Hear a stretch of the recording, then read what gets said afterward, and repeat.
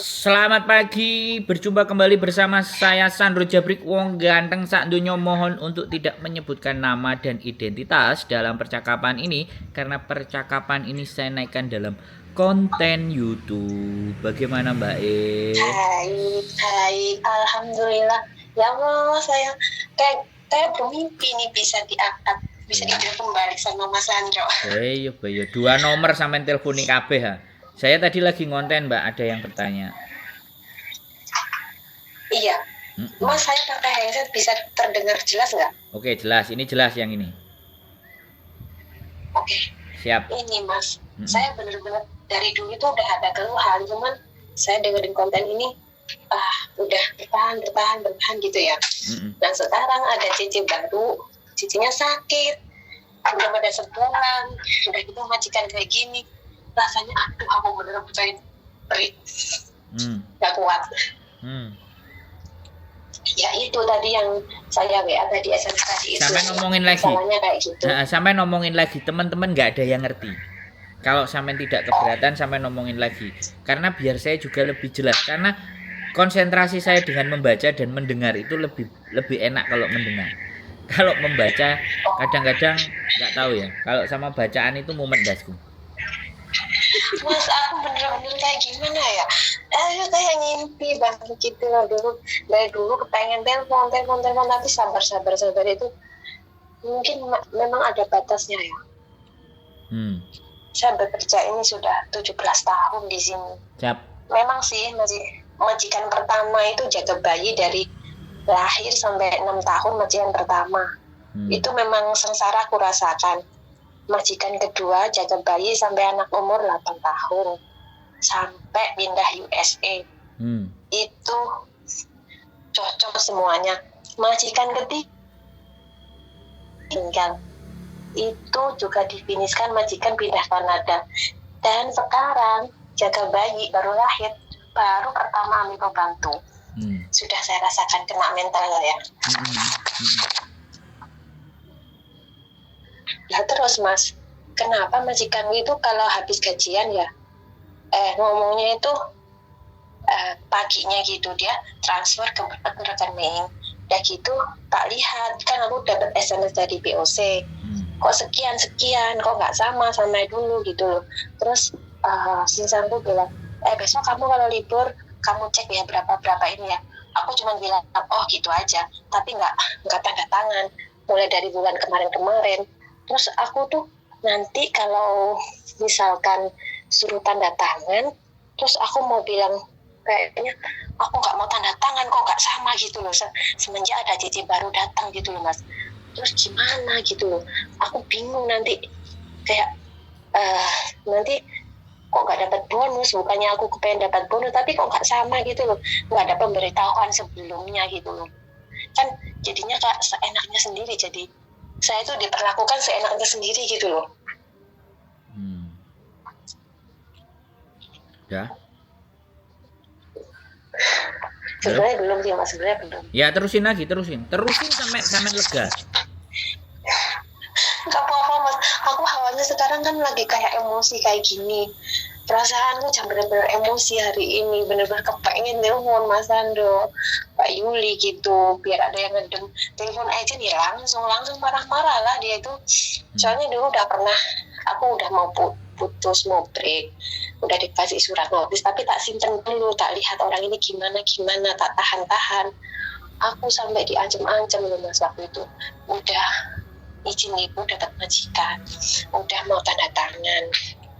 Aku bilang sama Sinsan, dia bilang oke, mau soal kamu cari lagi nggak masalah.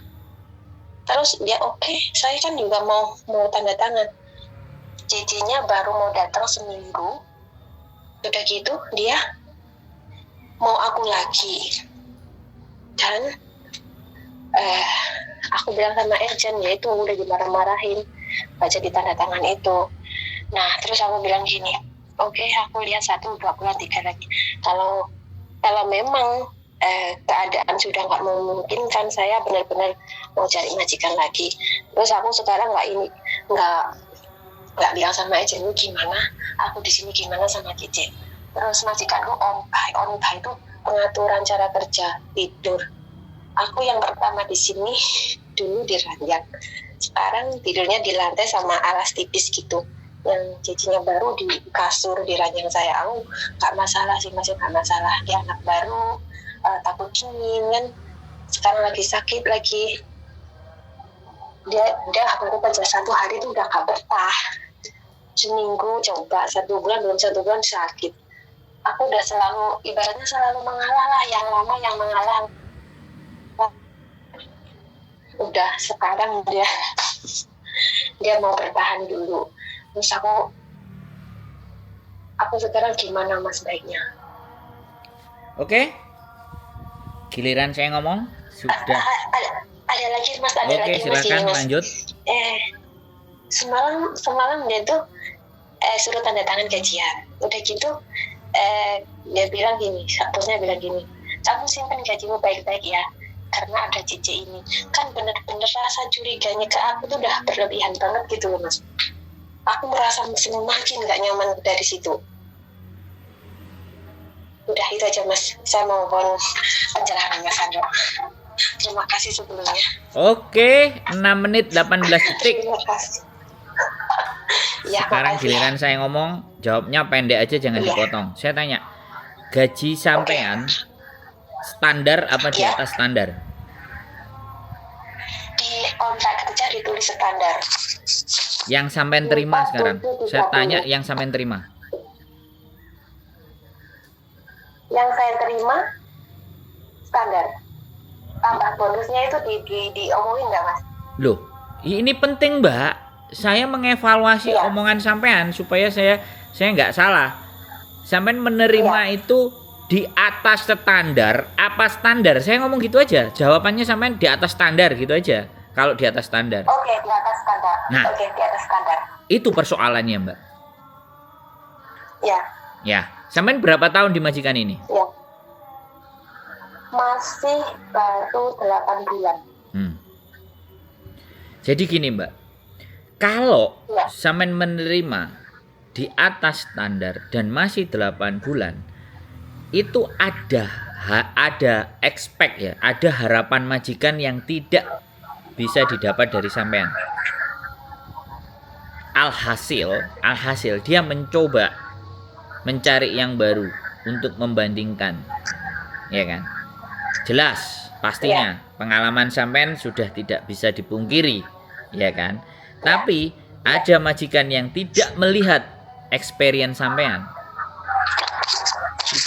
tidak melihat. Intinya aku delok kerjaannya kayak gini, itu kan sangat subjektif sekali. Itu pemikiran secara pribadi sendiri majikan sampean.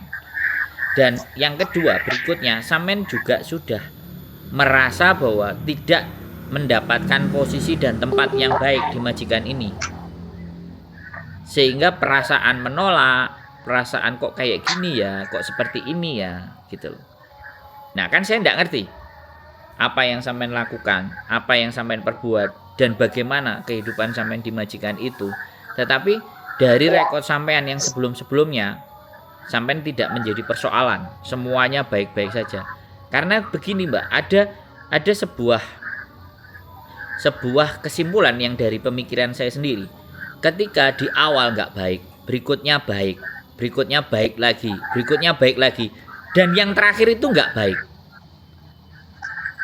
Jadi ada fase di mana awal tidak baik kita bisa menyelesaikan, terus habis itu dapat yang baik, kemudian di ujung pas telepon sama saya itu pasti tidak baik karena dia sempat telepon.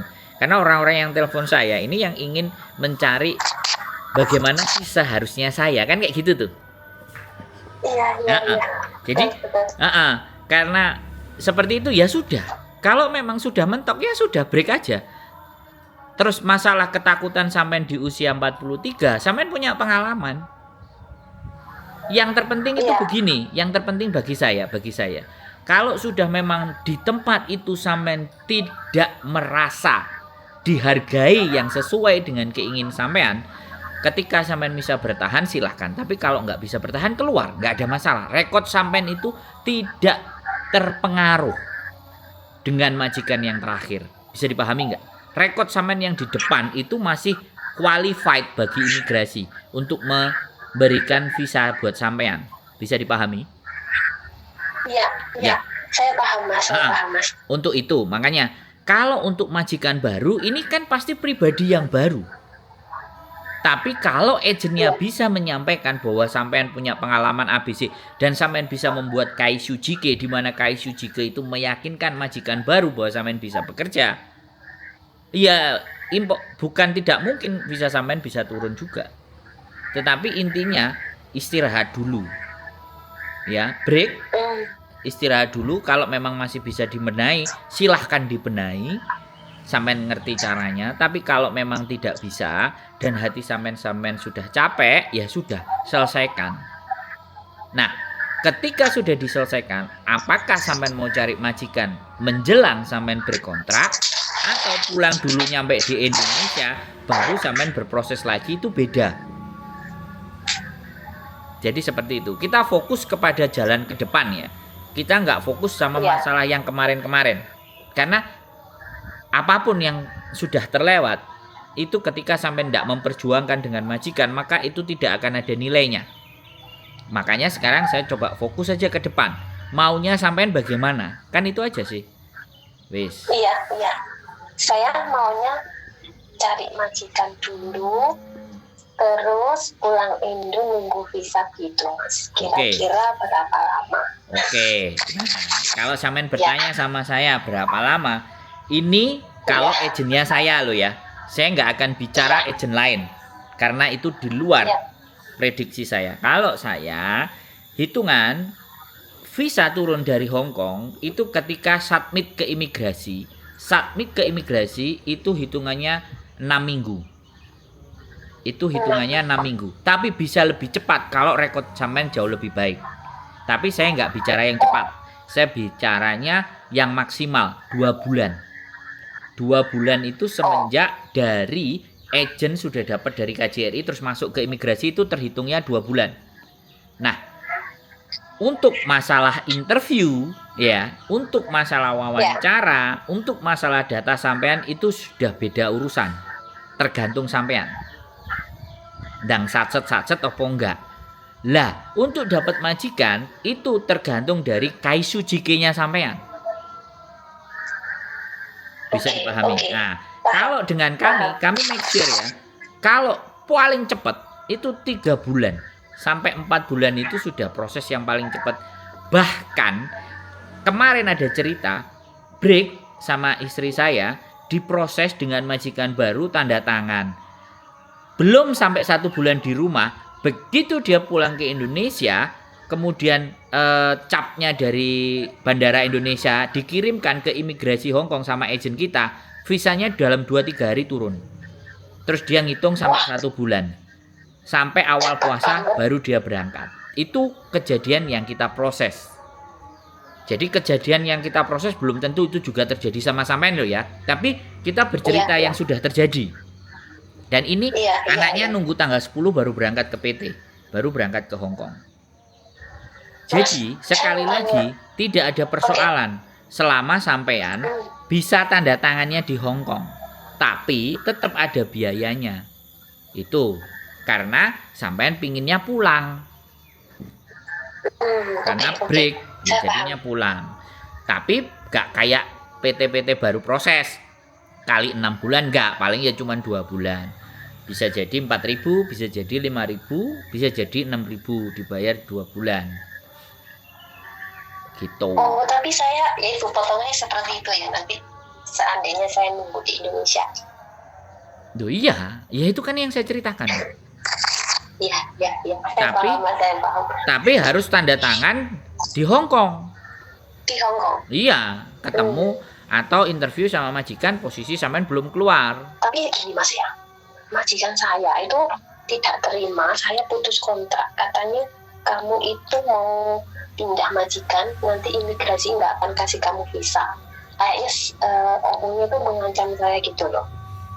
Halo? Saya nggak akan memutus kontrak kamu. Ya, halo? Nah, sampean ngerti nggak peraturan di Hong Kong? Siapapun, baik employer atau employee, itu berhak memutus kontrak dengan alasan apapun. Ini yang sering saya dengar dari Mas Chandra. Ini yang saya dengar. Lah iya ya wis. Itu peraturan Hong Kong. Ya. Jadi sampean mau ngebreak, majikan mau nginterminate, alasannya sakarep terserah.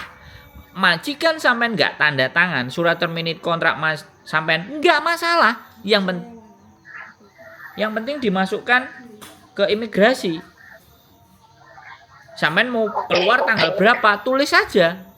Dia mau cerita buruk, cerita nggak bagus, sampean punya rekod sebelum dengan majikan ini berapa majikan, itu imigrasi akan menilai Mbak E. Jadi nggak perlu takut dengan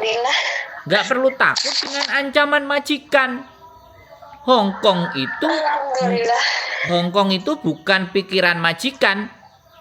Hong Kong itu pikirannya imigrasi, visa itu imigrasi yang nentuin.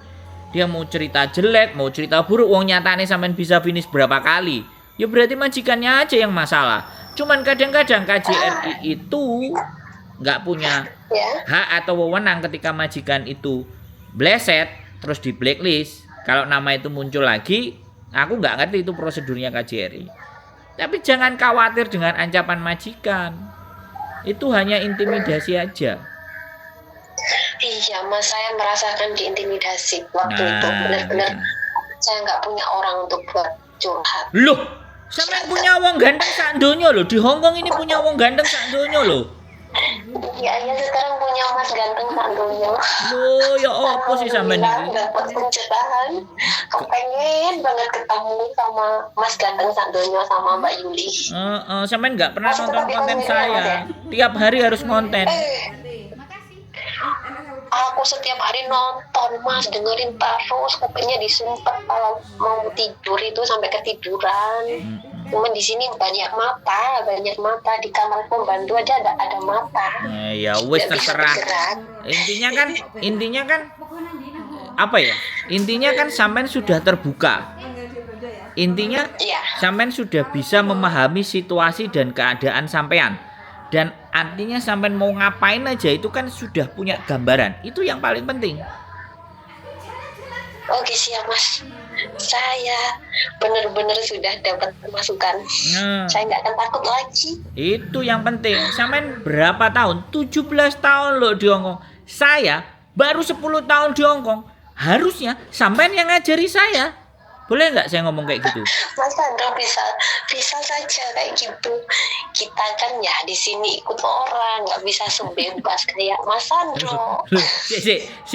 Lah kalau hitungan waktu ya, boleh nggak kalau kita bicara teman-teman ada yang 20 tahun, teman-teman ada yang 15 tahun. Karena apa? Teman-teman memang fokusnya cari uang, bukan belajar. Kalau saya fokusnya memang belajar. menambah pengetahuan, karena dengan menambah pengetahuan maka kita bisa membantu teman-teman untuk menyelesaikan persoalan. Nah, ketika kita banyak membantu orang menyelesaikan persoalan, masa Gusti Allah nggak kasihan sama saya ngasih rezeki? Itu loh Mbak.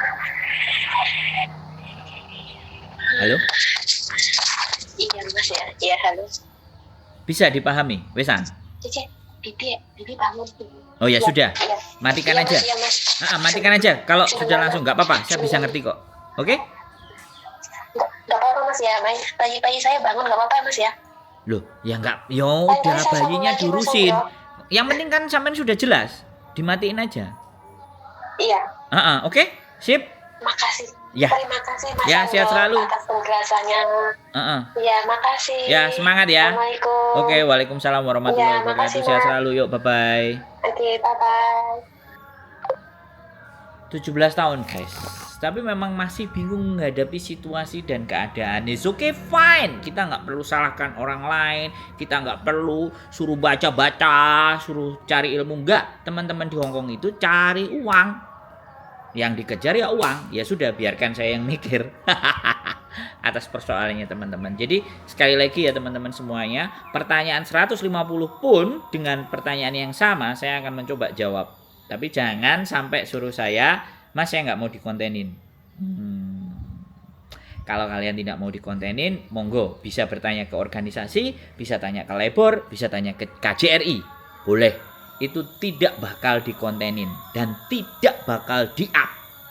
Ya, itu aja yang saya sampaikan. Saya disclaimer, saya bukan orang yang paling benar dan saya juga bukan orang yang baik, tetapi saya berusaha setiap kualitas berbicara kita dengan kalian semuanya setidaknya bisa memberikan nilai. Itu saja tujuan dari saya, tidak ada lain dan tidak bukan. Saya tidak ingin mempersoalkan siapa yang bertanya, tapi saya ingin mengangkat masalah-masalah yang terjadi. Keep stay tune my YouTube channel and see you next video. Bye bye.